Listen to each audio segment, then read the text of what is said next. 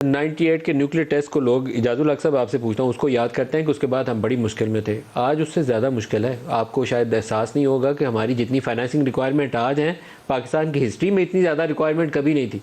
और देने वाला कोई नहीं है। उस वक्त देने के लिए हमें सऊदीज़ तैयार खड़े थे, उन्होंने पैसा दे दिया था, तेल भी दे दिया उधार कीमत पे, बाद में ग्रांट बना दी। आज वो भी नहीं साथ खड़े क्योंकि अभी वाशिंगटन राज़ी नहीं हुआ। जब तक वो राज़ी नहीं होगा तब तक कुछ नहीं मिलेगा। बिल्कुल सही बात है। देखें ना, मैं तो ये कह रहा हूँ कि इतने सीरियस क्राइसिस जो है वो आज तक नहीं आए। इसीलिए इसहाक डार साहब ने एक बिजनेस कम्युनिटी को मिले, उसके बाद चीफ ऑफ आर्मी स्टाफ के साथ उनकी मीटिंग करवाई, कॉन्फिडेंस बिल्डिंग मेजर्स लिए गए, और इसी तरीके से मेरा ख्याल है कि सियासी माहौल को भी ठीक करने की ज़रूरत है। मैं वो बात नहीं कर रहा, मैं ये कह रहा हूँ कि एहसन इकबाल साहब यहाँ बैठे हुए हैं, जो डी नोटिफाई हुए हैं MNAs, उनको क्यों नहीं असेंबली में जाने देते? उनको बिठाएं वहाँ पर, बैठ कर आप मामला तय करें। देखें, अगर अपनी आप फ्रेंडली ऑपोजिशन को वहाँ रख कर और आप समझते हैं कि 2-4 ओहदों पे मैनिपुलेट कर लेंगे, तो उससे पाकिस्तान का तो कोई फ़ायदा नहीं होगा। उनको सबसे पहला जो हल मैं देख रहा हूँ, मैं बार बार ये बात कह चुका हूँ कि इनको सबको असेंबली के अंदर जाने दें, क्योंकि वो जाना चाह रहे हैं असेंबली के अंदर। पेशावर हाई कोर्ट ने भी सारे ज़िमनी इलेक्शन जो होने थे उनकी सीटों पे वो सारे कैंसिल हो चुके हैं। उनको वहाँ पर बिठाएं, वहाँ पर बैठकर जो भी आउटस्टैंडिंग इश्यूज़ हैं वो डिस्कस करें। और एक सबसे आसान काम जो है वो ये है कि एक इलेक्शन की डेट दे दें। देखें, एहसन इकबाल साहब मतलब स्ट्रीट पॉलिटिक्स कह लें या पोल्स की पॉलिटिक्स करते हैं। जब पोल्स की पॉलिटिक्स आप करते हैं तो आप कैसे ये अफोर्ड कर सकते हैं कि आप पहले सूबाई असेंबली के इलेक्शंस करवा दें और उसके बाद 4 महीने के बाद कौमी असेंबली के कराएं? क्या कोई अफोर्ड कर सकती है हुकूमत के सिटिंग चीफ मिनिस्टर जो है वो आपका ओपोनेंट हो और उसके हाथ में सारी एडमिनिस्ट्रेशन हो और आप फिर जाकर कौमी इलेक्शन सर, इस बात का सबको पता है, लेकिन वो जो रास्ता अपनाना है उस रास्ते को अपनाने पे कोई तैयार नहीं है। यही तो पाकिस्तान का नहीं है।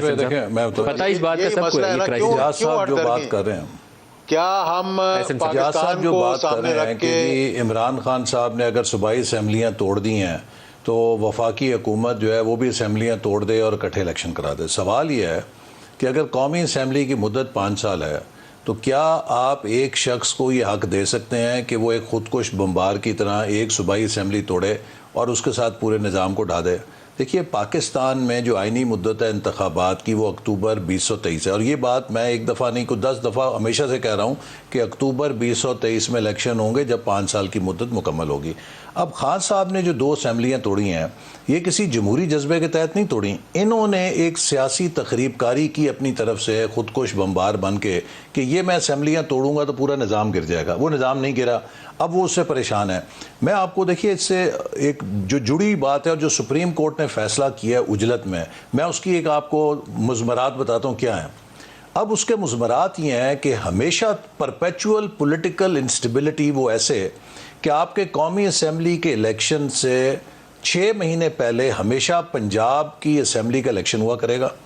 पंजाब में जो सूबाई हुकूमत होगी वो तय करेगी कि पाकिस्तान में मरकज की हुकूमत किसने बनानी है। अगर ये इलेक्शन हुए तो जी, अगर ये इलेक्शन होते हैं तो हमेशा के लिए पंजाब को आपने वीटो दे दिया है या पंजाब को मोनोपली दे दी है कि वो पूरे वफाक के ऊपर ये तय करेगी कि कौमी और वफाकी हुकूमत कौन बनाता है, चूंकि वो 52% सूबे के ऊपर जो पंजाब असेंबली जीता करेगा वो कौमी के अपने मेंबर उसी तादाद में जितवा के कौमी असेंबली में भेजा करेगा। तो क्या इससे वफाक चल सकता है? ये वो अच्छा, इसी तरह अगर आप अभी पंजाब और KP के इलेक्शन कराते हैं, 4 महीने बाद नई मर्दमशुमारी के नतीजे में अगर नई हल्का बंदी हो जाती है और इन असेंबलियों में अगर ज़िमनी इलेक्शन आ जाता है, आप मुझे बताइए कि क्या सुप्रीम कोर्ट जमानत देगी कि 2023 और 28 के दरमियान कोई बाई इलेक्शन नहीं आएगा?